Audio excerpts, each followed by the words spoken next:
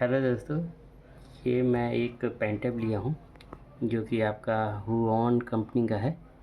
तो ये model number है इंस्पायर RTS 300। ठीक है, तो ये देख लेते हैं इसका रिव्यू कैसा है। तो ये ओपन, ठीक है, ये है आपका पेन टैब। ठीक है, यहाँ रखते हैं।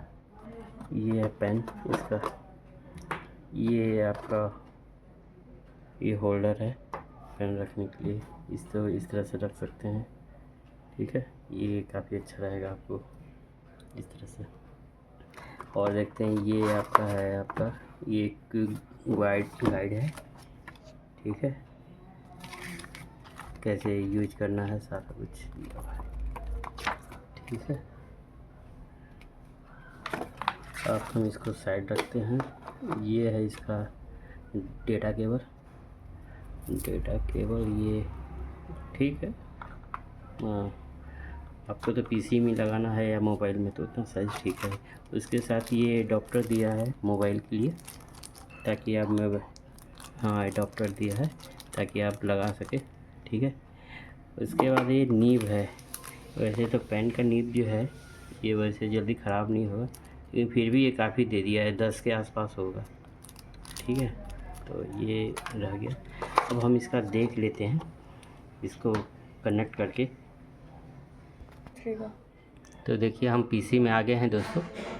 अब यहाँ मैंने स्टोर कर लिया है इसका ड्राइवर। इसके साइड पे चले जाएंगे। ठीक है, साइड पे जो है आप लिख लीजिएगा HUION ड्राइवर, देखिए है। ठीक है, इस तरह से ये खोलिएगा और फिर ये खोलने के बाद आप नीचे आइएगा और यहाँ पर ये पेन टैबलेट है, यहाँ सेलेक्ट लीजिएगा प्रोडक्ट आपका, और यहाँ पर मॉडल नंबर जो है 300 है ना, ये कर लीजिएगा। इसके बाद ड्राइवर जो है नीचे विंडो है, मैक है या लाइनक्स ड्राइवर है। तो आपका विंडो है तो विंडो ले लीजिए, जैसा आपका पीसी है या ऑपरेटिंग सिस्टम है उसके बेस पे। तो ये मैं ऑलरेडी कर रखा हूँ, तो ये हमको करने की ज़रूरत नहीं है। ठीक है, तो इसको हम काट देते हैं। अब ये देखते हैं यहाँ पे ये।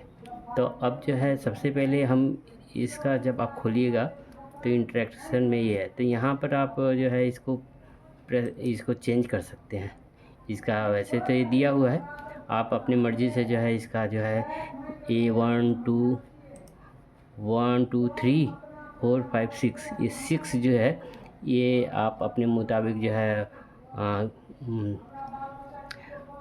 आप सेलेक्ट कर सकते हैं कौन सा ऑप्शन रखना है। जैसे स्पेस का है, यहाँ पर दिया हुआ है कंट्रोल प्लस ये यहाँ, और यहाँ ये दिया हुआ है।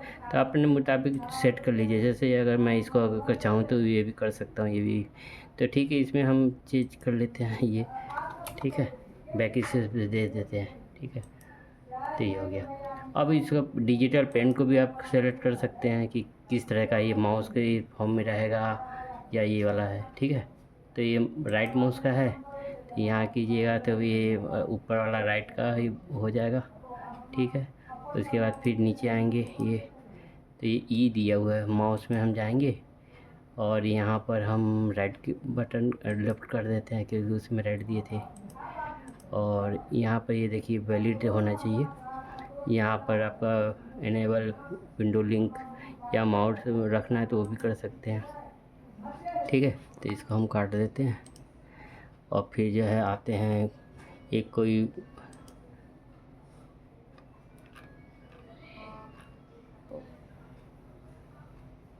तो ये जो है हम इसके माइक्रोसॉफ्ट वाइट बोर्ड पे आ जाते हैं और खोल के देखते हैं कि जो है ये किस तरह से काम करता है। तो ये हम ले लेते हैं न्यू वाइट बोर्ड। ठीक है, ये हम चूज कर लेते हैं। ठीक है, अब इसमें से कोई भी एक ले लेते हैं, ये ले लें, कौन सा, ये। ठीक है, तो ये हम चूज कर लिए। अब देखते हैं, इसमें लिख के देखते हैं तो यहाँ पर ये हम सिलेक्ट कर लेते हैं, जैसे ये है, ठीक है, तो ये चूज कर लेते हैं। और ये तो इरेजर का काम कर रहा है, तो हम दूसरा ले लेते हैं इसको, ठीक है, और इसको चूज कर लेते हैं, इसका साइज बढ़ा देते हैं यहाँ से। अब ये देखते हैं ये लिखा कैसा हो रहा है। तो ठीक है, काम तो हो रहा है। इसको हम चूज कर लेते हैं और ये रेनबो वाला चूज कर लेते हैं। अब देखते हैं कैसा होता है। ये देखिए, अब मैं अपना नाम लिखता हूँ, साइन करते हैं, ठीक